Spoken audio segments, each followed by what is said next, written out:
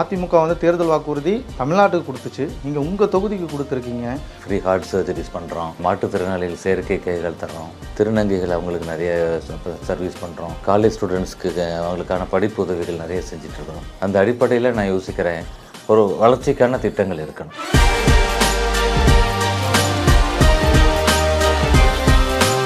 தொகுதிக்கான ஒரு வளர்ச்சிக்கான ஒரு கமிட்டி அமைக்கிறோம். எம்எல்ஏவாக நான் இருப்பேன் நான் அதில்.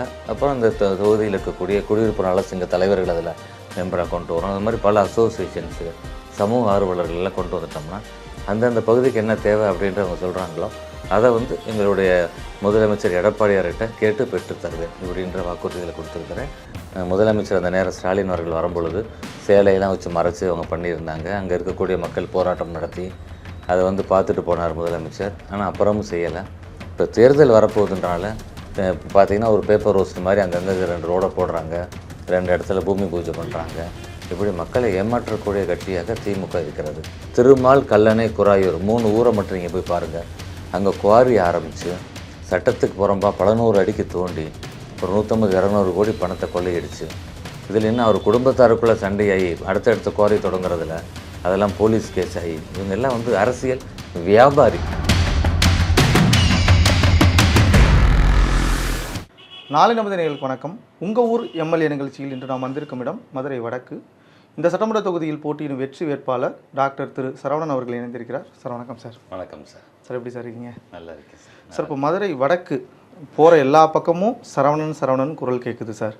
இந்த தொகுதி எப்படி சார் இருக்குது உங்களுக்கு? ஆமாம், இப்போ இந்த சட்டமன்ற தேர்தல் பார்த்துக்கிட்டிங்கன்னா திமுகவுக்கு எதிரான ஒரு அலை தான் வீசுது.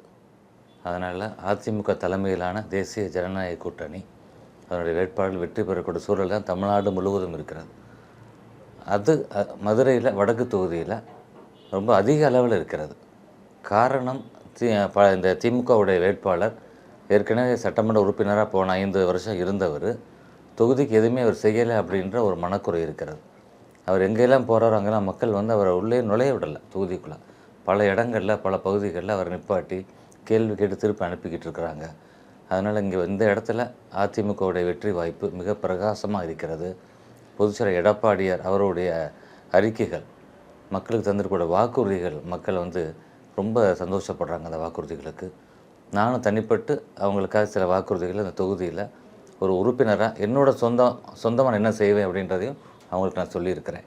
அதனால் வெற்றி வாய்ப்பு மிக பிரகாசமாக இருக்கிறது மதுரை வடக்கு தொகுதியில். சார் இப்போ அதிமுக வந்து தேர்தல் வாக்குறுதி தமிழ்நாட்டுக்கு கொடுத்துச்சு, நீங்கள் உங்கள் தொகுதிக்கு கொடுத்துருக்கீங்க. அதுவும் குறிப்பாக வந்து இந்த கல்விக்கு இந்த ஃபோன் வாங்கி தரது இதெல்லாம், இது எப்படி சார் இந்த யோசனை உங்களுக்கு வந்துச்சு? இதில் அடிப்படையில் ஒரு மருத்துவர் இல்லை, அதனால் டாக்டராக இருக்கிறனால சூர்யா ட்ரஸ்ட்னு ஒரு தொண்டு நிறுவனம் வைத்து அதன் மூலம் மக்களுக்கு நான் செஞ்சுக்கிட்டு இருக்கேன். ஃப்ரீ ஹார்ட் சர்ஜரிஸ் பண்ணுறோம், நம்ம இவங்க மாற்றுத்திறனாளிகள் செயற்கை கைகள் தர்றோம், திருநங்கைகள் அவங்களுக்கு நிறைய சர்வீஸ் பண்ணுறோம், காலேஜ் ஸ்டூடெண்ட்ஸ்க்கு அவங்களுக்கான படிப்பு உதவிகள் நிறைய செஞ்சிட்ருக்கிறோம். அந்த அடிப்படையில் நான் யோசிக்கிறேன், ஒரு வளர்ச்சிக்கான திட்டங்கள் இருக்கணும். பொதுச்செயலர் அறிவிச்சிருக்கிறார், மாணவர்களுக்கான கல்வி கடனை முழுவதும் ரத்து செய்வோம் ஆட்சிக்கு வந்தவுடன் அப்படின்னு. வேலைக்கு பதிவு செய்து காத்துக்கூடிய இளைஞர்களில் +2 வரைக்கும் படிச்சுட்டு காத்துக்கிட்டு இருக்கவங்களுக்கு 1000 ரூபாய் மாதமும், டிகிரி முடித்தவங்களுக்கு 2000 அறிவித்திருக்கிறார் அவங்க வேலை கிடைக்கிற வரைக்கும். இந்த மாதிரி எங்களுடைய பொதுச்செயலர் அறிவித்திருக்கிற மாதிரி நான் அந்த தொகுதியில் இருக்கக்கூடிய மாணவர்களை பார்க்குறேன். நெருக்கி ஒரு 14,000-15,000 பேர் கல்லூரி படிக்கக்கூடிய மாணவர்கள் இருக்கிறாங்க. அவங்களுக்கு நம்ம வந்து ஒரு ஸ்மார்ட் ஃபோன் கொடுத்துருவோம். அதை தாண்டியுமே அவங்களுக்கான ஒரு மாதம் ஒரு 250 ரூபாய்க்கான ரீசார்ஜ் இந்த செலவை நம்ம எடுத்து செய்வோம் அப்படின்னு நான் நினைக்கிறேன். பண்ணால் அவங்க நிச்சயமான கல்விக்கான ஒரு இது இருக்கும். +2 முடிக்கிறவங்களுக்கு அடுத்து என்ன கோர்ஸ் சேரலாம்ன்றக்கான ஒரு கைடன்ஸு, அதுவும் ஒரு ஃப்ரீ கோச்சிங் இதுன்னு ஃப்ரீ பண்ணுவோம் வச்சுருக்கிறோம். அப்புறம் வெற்றி நிச்சயம்னு ஒரு அகாடமி தொடங்கி அதன் மூலம் இன்றைக்குள்ள நிலையில் போட்டித் தேர்வுகளை சந்திக்கக்கூடிய வகையில் மாணவர்களுக்கான உதவிகளை தொடர்ந்து பண்ணணும் அப்படின்ற ஒரு அடிப்படை. மாணவர்கள் இந்த இளைஞர்கள் பார்க்குற இது முடிச்சுட்டு பார்க்கல தாய்மார்கள் பார்த்திங்கன்னா மோஸ்ட்லி எல்லாமே வந்து ஹவுஸ் ஒய்ஃபு தான் இந்த ஏரியாவில் இருக்கிறாங்க. இவங்க கணவர் வேலைக்கு போன பிறகு, பசங்கள்லாம் காலேஜுக்கெல்லாம் போன பிறகு, ஸ்கூலுக்கு போன பிறகு வீட்டில் தான் சும்மா இருப்பாங்க. அவங்களுக்கு ஒரு 19 வார்டு கொண்டது தான் இந்த வடக்கு தொகுதி. ஒவ்வொரு வார்டுலேயுமே சிறுதொழில் நிறுவனம் தொடங்கி அதில் அவங்களுக்கான ஒரு வேலைவாய்ப்பு, மாதம் அவங்களுக்கு ஒரு பொருளாதார ரீதியாக அவங்களுடைய வாழ்வாதாரத்துக்கு ஒரு சப்போர்ட்டு. எப்படி புரட்சியொலி அம்மா அவர்கள் வந்து கிராமப்புற பொருளாதாரத்தை பெண்களுக்கு உயர்த்துறதுக்காக அவங்களுக்காக விலையில்லா ஆடு மாடு கோழி எல்லாம் கொடுத்து தன் கணவரை மட்டும் சார்ந்து இல்லாமல் அவங்களுக்கான ஒரு வருமானம் இருக்குன்னு நினைக்கிறாங்க. அந்த மாதிரி இங்கே இருக்கக்கூடிய பெண்களுக்கு செய்யக்கூடிய வகையிலேயே ஒன்று சொல்லியிருக்கிறேன். இன்னொன்று, நான் மருத்துவராக இருக்கிறனால, ஒரு மருத்துவமனை இதே தொகுதியில் வச்சுருக்கிறனால, இந்த தொகுதியோட இதிலே பிறந்து நான் தான் தொகுதிக்கு சொந்தக்காரன்னு சொல்லலாம். திமுக வேட்பாளர் வந்து இன்னொரு தொகுதி அவர் ஆக்சுவலாக. இங்கே நான் தான் இங்கேயே பிறந்து வளர்ந்து இதே இடத்துல தான் நான் கிட்டி குண்டு எல்லாம் விளாண்ட இடம் இதுதான் நான். அப்போ இந்த பகுதிக்கு நான் செய்யணும். அப்போ மருத்துவமனை வைத்திருக்கிறனால இன்றைக்கி மருத்துவ செலவு வந்து ரொம்ப எக்ஸார்பிட்டண்ட்டாக இருக்குது பெரிய பெரிய ஹாஸ்பிட்டல்ஸ் போகும்பொழுது. இது இப்போ அரசு காப்பீடு திட்டங்களில் புரட்சி தமிழ் எடப்பாடியாரெல்லாம் கடந்த முறை நெருக்கி ஒரு 1200 நோய்களுக்கான காப்பீடெல்லாம் உள்ளடக்கி அறிவித்திருந்தார்கள். நம்ம என்ன செய்கிறோம், அதில் வராத நோய்களும் சில இருக்குது.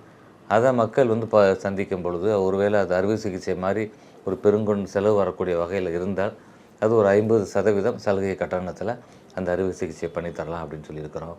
அப்புறம் இந்த சட்டம் ஒழுங்கு சீர்கேடு தமிழ்நாடு முழுவதும் இருக்கிறது. இந்த பகுதியில் நிறைய காவல் இதுலேருந்து எங்கிட்ட வந்து சிசிடிவிக்கு எங்கிட்ட ஸ்பான்சர்ஷிப் கேட்டிருக்கிறாங்க. அப்போ ஒரு சட்டமன்ற உறுப்பினராகி எல்லா இடத்துலையும் சிசிடிவி ஒரு இது வச்சிட்டோம்னா குற்ற செயல்கள் வந்து குறையும். ஏன்னா இப்போ போலீஸ் வருவாங்க, எங்கள் ஹாஸ்பிட்டல் சிசிடிவி இதுலேருந்து ஃபுட்டேஜ் எடுப்பாங்க, இந்த சைடு யாரும் போனாங்களான்னு பார்க்குறதுக்கு. அப்போ அந்த மாதிரி அப்புறம் ஒரு கமிட்டி, இந்த தொகுதிக்கான ஒரு வளர்ச்சிக்கான ஒரு கமிட்டி அமைக்கிறோம்.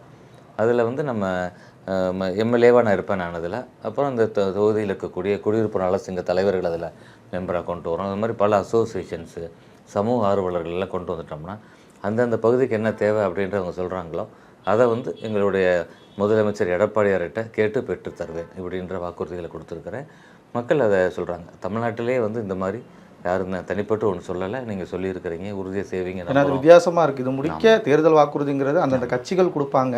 ஆனால் நீங்கள் நான் என்னோட தொகுதிக்கு நான் செய்கிறேன் அப்படின்னு சொல்லி ஒரு வாக்குறுதி கொடுத்ததை மக்கள் வந்து உண்மையில் அதை வியப்பாக தான் பார்ப்பாங்க. இதுக்கு ஒரு அடிப்படை பார்த்தீங்கன்னா, மதுரையில் பூரண சுந்தரின்னு சொல்லி ஒரு பெண் மாற்றுத்திறனாளி, பார்வை குறைபாடு உள்ளவங்களுக்கு சிவில் சர்வீஸ் பரீட்சை பாஸ் பண்ணுறாங்க.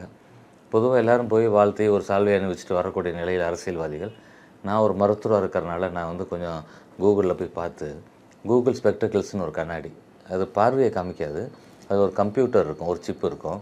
அது வந்து இப்போ வந்துட்டால், இப்போ உங்கள் பேரை பதிவு பண்ணிவிட்டால் நீங்கள் உங்கள் பேர் சொல்லி வர்றாங்கன்னு சொல்லி அந்த கம்ப்யூட்டர் அவங்க காதில் சொல்லும். அந்த மாதிரி ஒரு விஷயத்தை அவங்களுக்கு நம்ம ஏற்பாடு பண்ணி கொடுத்து, அவங்க இப்போ ஐஎஃப்எஸ் ட்ரைனிங் முடிச்சுட்டு இப்போ சர்வீஸில் இருக்கிறாங்க. இந்த மாதிரி ஏதாவது ஒரு ஆக்கப்பூர்வமாக செய்யணும் அப்படின்ற ஒரு நிலைப்பாடோடு நம்ம செய்யக்கூடிய ஒரு ஆள்.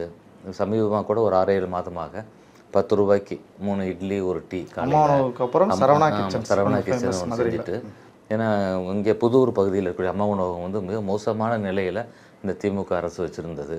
அங்கே இருக்கவங்க எங்களுக்கு வந்து மாதம் ஏதாச்சும் சமைக்கிறதுக்கான உணவு மளிகை பொருட்கள் தர முடியுமான்னு கேட்டிருந்தாங்க. இப்படி ஐயா வந்து இப்போ வந்து மளிகை பொருட்கள் பருப்பு 1 கிலோ, எண்ணெய் 1 லிட்டர் சொல்லியிருக்கிறாங்க இல்லையா ரேஷன் கடையில், அந்த மாதிரி இவங்க கேட்டாங்க. அப்போ நான் யோசிச்சேன், சரி இங்கே இருக்கக்கூடிய ஒர்க்கிங் கிளாஸு தினக்கூலி பார்க்கக்கூடியவங்களுக்கு உதவியாக இருக்குமேனு காலை உணவு மதியம் இரவும் பிரியாணி தரோம். சிக்கன் பிரியாணி 20 ரூபாய்க்கு தரோம்.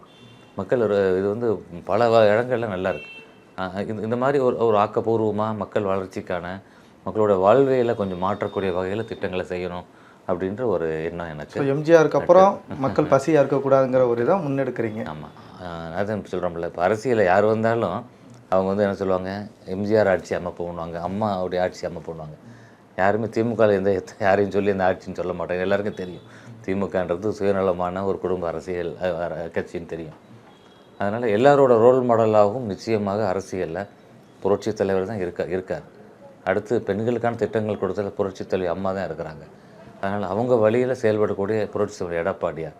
நீங்கள் பார்த்தீங்கன்னா, நான் ஒரு டாக்டராக இருக்கிறனால திமுக கூட கேட்டாங்க, அது என்ன புரட்சி தமிழர்னு உங்கள் தலைவருக்கு சொல்கிறீங்க அப்படின்னாங்க.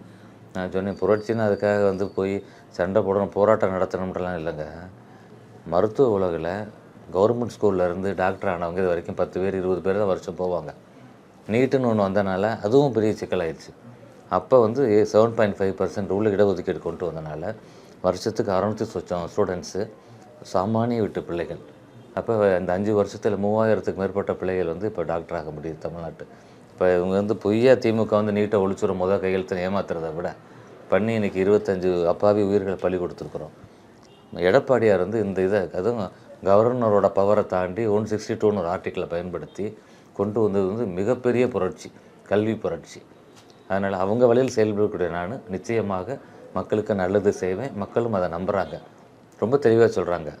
எதிர்த்தரப்பு கேண்டிடேட்டு இப்போ பணம் தர போகிறாரு அப்படி இப்படின்னு சொல்கிறாங்க. அதுக்கெல்லாம் நாங்கள் எதுவுமே அடிபணிய மாட்டோம். அடுத்த 5 வருஷத்துக்கான எங்களுக்கான ஒரு பிரதிநிதி, எங்களுக்காக சட்டமன்றத்தில் பேசி எங்களுக்கான நல்ல விஷயங்களை பெற்றுத்தரக்கூடிய ஒருத்தர், உங்கள் மருத்துவமனையை வச்சு எங்களுக்கு சர்வீஸ் பண்ணக்கூடிய ஒருத்தர், உங்களுக்கு தான் நாங்கள் ஆதரவு அளிப்போம் எல்லா விஷயத்தையும் தாண்டி அப்படின்ற ஒரு மிகப்பெரிய ஒரு மனமாற்றம் மதுரை வடக்கு தொகுதியில் இருக்கிறது. சார், தொடர்ந்து மதுரை வடக்கில் வந்து இரு கட்சிகளும் ஆட்சி புரிஞ்சிருக்காங்க. அங்கங்கே சாக்கடை தண்ணி நிற்கிது. குறிப்பாக அந்த பந்தல்குடி கால்வாய் வந்து தூர்வாரப்பட்டாலும் செல்லூர் கம்மாய் வந்து இன்னமும் அது போதிய அளவில் பராமரிக்கலை அப்படின்னு சொல்லி ஒரு குற்றச்சாட்டு இருக்குது சார். இது நீங்கள் எம்எல்ஏ ஆனதுக்கப்புறம் இந்த நடவடிக்கை எடுப்பீங்களா? நிச்சயமாக. இப்போ இருக்க பந்தல்குடி கால்வாயில் இருக்க அந்த சைடு சுவர் அதிமுக ஆட்சி காலத்தில் உருவாக்கப்பட்டது தான். திமுக வந்து பொய்யான வாக்குறுதி கொடுத்து வந்து 90 கோடி வரைக்கும் சேங்ஷன் ஆச்சு, எதுவுமே செய்யலை. பல்வேறு போராட்டங்களுக்கு பிறகு 60 கோடி அப்படின்னு சொல்லி அப்பயும் செய்யலை. நீங்களே கூட மீடியாக்கள்லாம் காமிச்சிங்க. முதலமைச்சர் அந்த நேரம் ஸ்டாலின் அவர்கள் வரும்பொழுது சேலையெல்லாம் வச்சு மறைச்சி அவங்க பண்ணியிருந்தாங்க. அங்கே இருக்கக்கூடிய மக்கள் போராட்டம் நடத்தி அதை வந்து பார்த்துட்டு போனார் முதலமைச்சர். ஆனால் அப்புறமும் செய்யலை. இப்போ தேர்தல் வரப்போகுதுன்றனால எப்படி திடீர் உப்புமா திடீர் இதுன்னு வர மாதிரி பார்த்திங்கன்னா ஒரு பேப்பர் ரோஸ்ட் மாதிரி அங்கங்கே 2 ரோடை போடுறாங்க, 2 இடத்துல பூமி பூஜை பண்ணுறாங்க. இப்படி மக்களை ஏமாற்றக்கூடிய கட்சியாக திமுக இருக்கிறது. இது பந்தல்குடியை பொறுத்திருக்கு. நாங்கள் வந்துட்டால் பந்தல்குடி மக்களுக்கு நாங்கள் சொல்லியிருக்கிறோம். நீ அங்கே போய் கேட்டால் கூட சொல்லுவாங்க எந்த அளவுக்கு டாக்டர் சரவணன் அவங்களோட நான் உள்ளே இறங்கி அவங்க கூட நான் இருந்துக்கிட்டு இருக்கேன்ட்டு. அந்த சுற்றுச்சுவர் கட்டி அந்த மக்கள் வசிக்கக்கூடிய பகுதிகளில் வந்து அதை மேலேயே வந்து கவர் பண்ணிடுறோம். நம்ம கவர் பண்ணி அந்த கொசு தொல்லைகள் இல்லாத இப்போ வந்து 15 நாளைக்கு ஒரு முறை நாங்களே வந்து இப்போ என்னோடய சொந்த செலவில் அந்த பகுதிகளில் கொசு மருந்தெல்லாம் அடிக்கிறோம். கார்பரேஷன் எதுவும் வேலையே இல்லை. மதுரையில் 250 கோடி ஊழல் பண்ணி எல்லா மண்டல தலைவரும் ராஜினாமா பண்ணி மேயர் ராஜினாமா பண்ணி திமுகவோட அட்ராசிட்டி இதுதான். அதனால் இன்னும் இதிலே தான் வந்து 2 மண்டல தலைவர் இருக்கிறாங்க. இருக்கிறதுலே ஊழல் பேர்வழிகள்.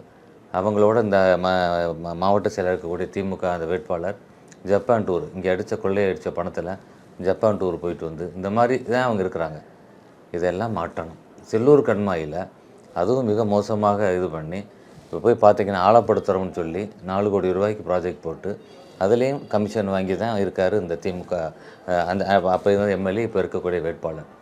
அந்த பகுதி வாக்கர்ஸ் கிளப்பு வந்து எங்களை வந்து பார்த்து நாங்கள் போய் அந்த இடத்துக்கான சுத்தம் பண்ணி படிக்கலாம் கட்ட ஆரம்பிக்கும்போது எங்களோட வந்து சண்டை போட்டு அப்புறம் வந்து பிடபிள்யூ ஆளை கூப்பிட்டு வந்து ஒரு வேலை செய்கிறார்.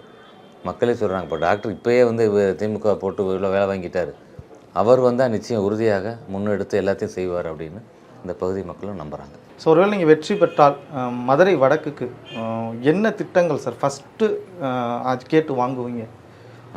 இல்லை, நான் வெற்றி பெறுவேன் நான். அதனால் அது பெற்றால்ன்றது வெற்றி பெற வெற்றி பெற்றால் பெற்று வந்து நீங்கள் சின்ன வயசுலேருந்து இந்த ஊரில் பிறந்து வளர்ந்துருக்கீங்க. மக்களுக்கு ஒரு கனவு திட்டம் ஒன்று கொண்டு வரணும் அப்படின்னு நினச்சா அது என்ன திட்டமாக இருக்குது சார்? எல்லாத்தையும் மாணவர் கல்விக்கு நான் சொன்னேன்ல, காலேஜ் ஸ்டூடெண்ட்ஸுக்கு அது என்னால் ஆனது. அரசு திட்டங்கள் முழுமையாக கரெக்டாக வந்து சேரணும். அதுதான்.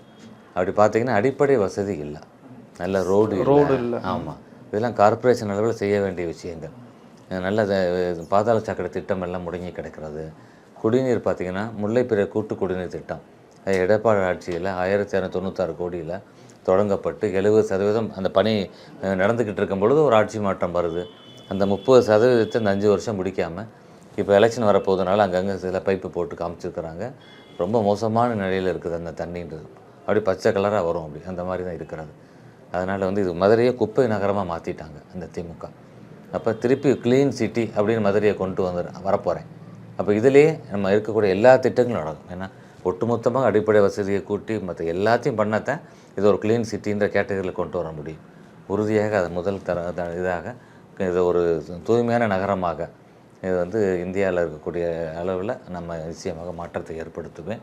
நான் சொல்லக்கூடிய கமிட்டியில் இருக்க மெம்பர்ஸும் இதை வந்து ரொம்ப இது பண்ணாங்க, அப்ரிஷியேட் பண்ணாங்க. நம்ம சொன்ன உடனே உறுதியாக உங்களோட சேர்ந்து நாங்கள் எல்லாம் பயணிப்போம் சார், நாங்கள் எங்களுக்கு இந்த மாதிரி வேணும், இந்த மாதிரி ஒரு ஆர்வமான இளைஞர்கள்லாம் இருந்தால் நிச்சயமாக மதுரையை மாற்றி காமிக்கிறது நாங்கள் எல்லாம் துணை புரிவோம்னு சொன்னாங்க. அது உறுதியாக நடக்கும் சார். இப்போ ஓபிஎஸ் நம்மகிட்ட இருந்து திமுகவுக்கு போயிட்டார், அதனால் மதுரையில் வாக்கு சரிவு எதுவும் ஏற்படுமா சார்? நிச்சயம் இல்லை. இதெல்லாம் வந்து ஒரு பெரிய ஆலமரத்துலேருந்து சின்ன சின்ன இதுகள் இலை உதிர மாதிரி தான். இது மிகப்பெரிய இயக்கம். ஆமாம், புரட்சி தலைவர் எம்ஜிஆர் அவர்கள் இந்த இயக்கத்தை தொடங்கலை, திமுகவில் தான் இருக்கிறாரு. கலைஞரே சிஎம் ஆனார்னா அதுக்கு காரணம் புரட்சி தலைவர் எம்ஜிஆர் தான். பேரறிஞர் அண்ணாவே முதலமைச்சர் ஆன உடனே உங்களை மாதிரி பத்திரிக்கையாளர் கேட்கும் பொழுது உங்களது எழுத்தா உங்களது பேச்சா உங்களுக்கு இந்த முதலமைச்சரை பெற்று தந்ததுன்னு கேட்கும் பொழுது இல்லை அது என் தம்பி ராமச்சந்திரன் சொல்லி சொன்னாராம். அந்த அளவுக்கு அவருடைய அந்த வசீகரம் தான் நிச்சயமாக வெற்றி பெற்று இருக்கிறது. அதனால் வந்து நீ எடுத்துக்கிட்டிங்கன்னா இதில் எடப்பாடி ஐயா நிச்சயமாக தமிழ்நாட்டு முதலமைச்சர் வருவார். அவர் இடக்கூடிய ஆணையை சிரமேற்று இங்கே வந்து நாங்கள் எல்லாமே வேலை செய்வோம். வடக்கு தொகுதியை நாங்கள் ஒரு முன்மாதிரியான தொகுதியாக நிச்சயமாக மாற்றிக்கணும். சார் இப்போ மதுரை வந்து அதிமுகவோட கோட்டை அப்படின்னு சொல்லுவாங்க சார். இந்த முறை கண்டிப்பாக அந்த கோட்டை முழுவதும் கைப்பற்றப்படுமா சார்? நிச்சயமாக. போன தடவை 5க்கு 5 இருந்தது. இந்த முறை மக்கள் கடுமையான அதிருப்தியில் இருக்கிறாங்க. திமுக பழைய எம்எல்ஏக்கள் எங்கெல்லாம் திருப்பி சீட்டு வாங்கிட்டு வந்திருக்காங்களோ அவங்க போகிற இடமெல்லாம் தடுத்து நிறுத்துகிறாங்க. எங்களுக்கு நல்ல மிக சிறந்த வரவேற்பு இருக்கிறது. உறுதியாக 10க்கு 10 வெற்றி பெற்று எங்களுடைய மாவட்ட கழக செயலாளரோடு நாங்கள் எல்லாம் போய் பொதுச் செயலாளருக்கு அதை எனக்கு சமர்ப்பிப்போம். சார் இப்போ எடப்பாடியார் சுற்றுப்பயணத்துக்கு அப்புறம் தென் மாவட்டங்களில் கொஞ்சம் அதிக கூட்டங்கள்லாம் பார்க்க முடியுது. இப்போ ஓபிஎஸ் சொன்ன மாதிரி தென் மாவட்டங்களில் வந்து அதிமுக தோத்துரும் அப்படின்லாம் சொன்னார் சார். அது உண்மையில் மாற்றி மக்கள் வந்து அதிமுக தேர்ந்தெடுப்பாங்கன்னு நினைக்கிறீங்களா சார்? நிச்சயமாக மக்கள் வந்து ரொம்ப ஒரு ப்ராடர் இதில் தான் பார்ப்பாங்க, பெர்ஸ்பெக்டிவில் பார்ப்பாங்க. இவங்களாம் சிலர் வந்து ஜாதிகள் எல்லாம் புகுத்துறாங்க, அப்படி கிடையாது. ஓபிஎஸ்ன்ற ஃபேக்டர்னால இங்கே வந்து எந்தவித பாதிப்பும் கிடையாது. ஏன்னா இந்த நீங்கள் சொல்லக்கூடிய இந்த சமுதாயங்களை சேர்ந்த நிறைய பேர் மாவட்ட செயலாளர் இருக்கிறாங்க கட்சியில். அப்போ எல்லாருக்குமான அந்த உறவுகள் இருக்கும், ஓட்டுகள் இருக்கும். அதனால் சசிகலாவும் தனியாக வேட்பாளர். அதனால் சமூக நீதிக்கான இயக்கம் அதிமுக. திராவிட கட்சியும் கூட எடுத்துக்காங்க, திமுக கூட எடுத்துக்காங்களேன். இந்த அதில் வந்து அதிமுக தான் வந்து முக்கியமாக புரட்சித் தலைவர் தொடங்கி அவர் 31% 50 மாற்றினார். கலைஞர் கொண்டு 31, அம்மா 69 பெற்றுக் கொடுத்தாங்க. புரட்சி தமிழ் ஐயா எடப்பாடியார் 7.5 மருத்துவத்தில் கொண்டு வந்திருக்கார். இப்படி பல்வேறு வகையில் சமூகத்துக்கான அந்த ஒரு நீதியை நிலைநாட்டியது அதிமுக தான். அதனால் நீங்கள் எந்த இடத்துலையும் அந்த நீங்கள் சொல்லக்கூடிய அந்த ஃபேக்டர் வரவே வராது. எடப்பாடியை ஏற்கனவே வந்து மக்களை காப்போம் தமிழகத்தை மீட்போம்ன்ற எழுச்சி பயணத்தில் தொகுதியாக வந்து மக்களை சந்தித்திருக்கார்.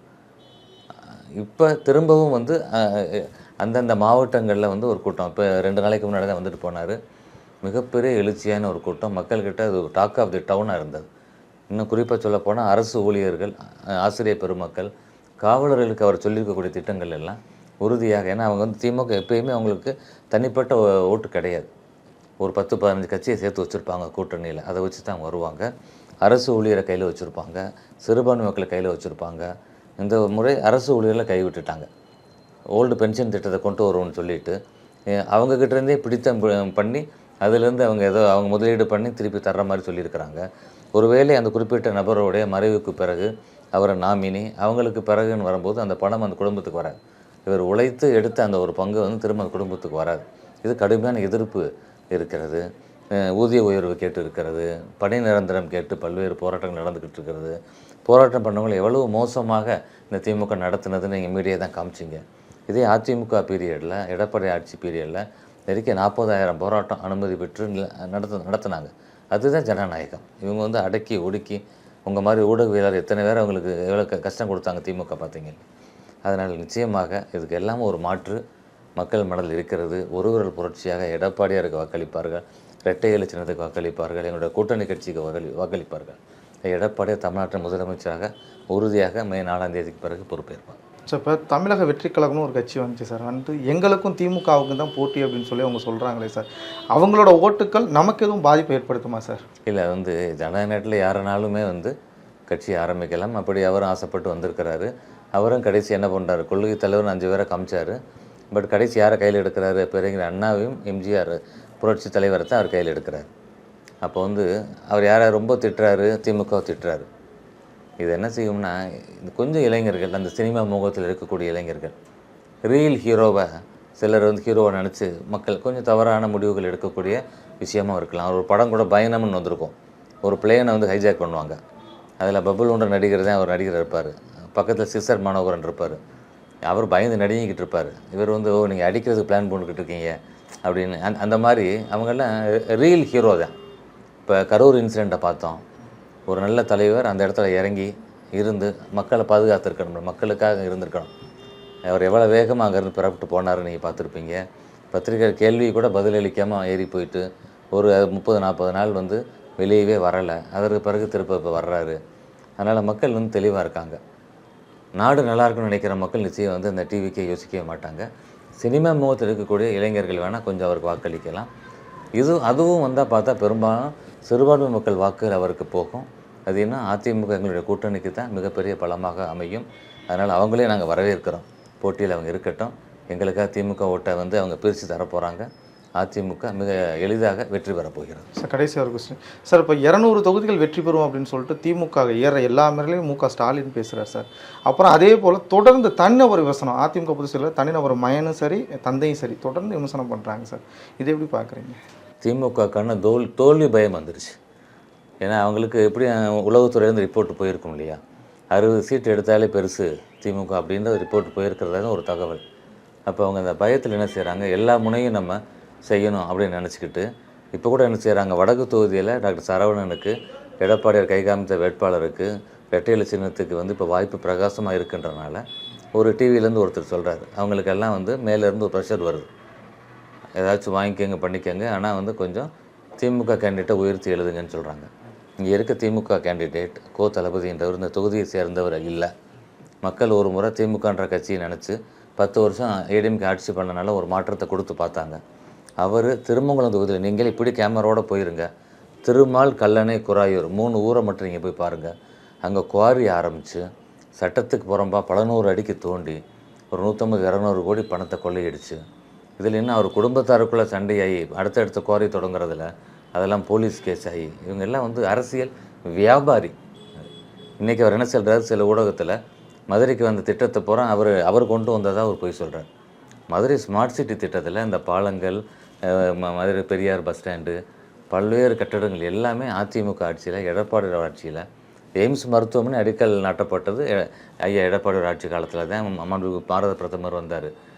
8000 கோடிக்கான திட்டங்களை எடப்பாடியார் மதுரைக்கு கடந்த 10 ஆண்டு ஆட்சியில் செய்திருக்கிறார். திமுக 2 ஒன்று வந்து கலைஞர் நூலகம்னு பண்ணாங்க. இன்றைக்கி ஆனால் எனக்கு தெரிஞ்சு யாரும் பெருசாக லைப்ரரிக்கு போகிறாங்களான்னு தெரியல. செல்ஃபோன்லேயே எல்லாத்தையும் நான் பார்த்துறோம், கூகுளில் எல்லாமே வந்துடுது, ஆன்லைனில் பார்த்துட்றோம். தமிழர் பாரம்பரியமான ஜல்லிக்கட்டை வணிகமயமாக்கி இன்றைக்கி கொண்டு போய் ஊருக்கு வெளியே இங்கே இருக்கக்கூடிய அமைச்சர் மூர்த்தி அவர் பல 100 ஏக்கர் வளைச்சி போட்டிருக்காரு, அங்கே கொண்டு போயிட்டார் அந்த அரங்கத்தை. இது வணிகமயமாக மாற்றிருக்கிறாங்க அவங்க. நீங்கள் கூட போய் ஒரு ஜல்லிக்கட்டை நடத்தலாம், 2 லட்ச ரூபா கட்டி நீங்கள் அதுக்கு அனுமதி வாங்கணும், அப்படி மாற்றிட்டாங்க. இதை தாண்டி அவங்க வந்து மதுரைக்கு எதையுமே செய்யலை. அதனால் வேறு அவங்களுக்கு போய் சாதனையை சொல்லி ஓட்டு கேட்குறதுக்கான வேலையே இல்லை. அதனால் திரும்ப அந்த பழைய இதையே சொல்லிக்கிட்டு ஆமாம் பாஜகவோட அடிமைன்வாங்க இவங்க. ஆனால் என்ன பண்ணாங்க, கலைஞருக்கு நாணயத்தை வெளியிடுறதுக்கு ராஜ்நாத் சிங் அமைச்சர் மாண்பு அவரை தான் கூப்பிட்டு வந்தாங்க.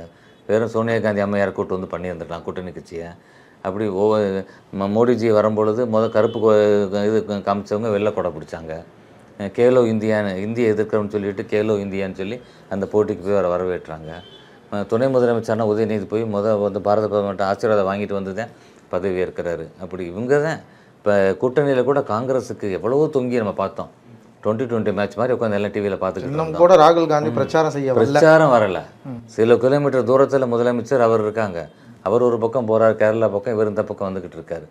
அப்போ காங்கிரஸ் ஓட்டே போட மாட்டாங்க. இன்னும் விசிகா பார்த்தீங்கன்னா தொண்டர்கள் ரொம்ப மோசமான மனநிலையில் இருக்கிறாங்க.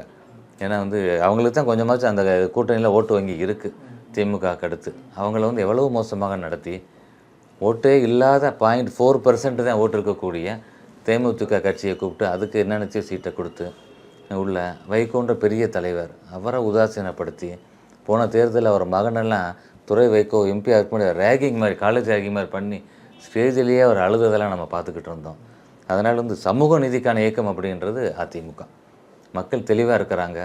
அதனால் இப்போ பார்த்திங்கன்னா இந்த 8000 ரூபா கூப்பன் கொடுக்குறோம்னு சொல்லி மண்ணச்சநல்லூர் ஒரு பொண்ணு நேற்று வந்து தற்கொலை பண்ணிக்கிட்டாங்க. அதனால் மக்கள் மாண்டது போதும், திமுக ஆண்டது போதும் என்று மக்கள் முடிவுக்கு வந்து விட்டார்கள். சார் இப்போ அழகிரி பொண்ணு வந்து நேற்று நீங்கள் மேடைக்கு மேடை அண்ணன்னு சொல்கிறீங்க, மதுரையில் அவரை ஒதுக்கி வச்சு பல வருடங்கள் ஆயிருக்குன்னு சொல்லிட்டு நேற்று சொல்லியிருக்காங்க சார்.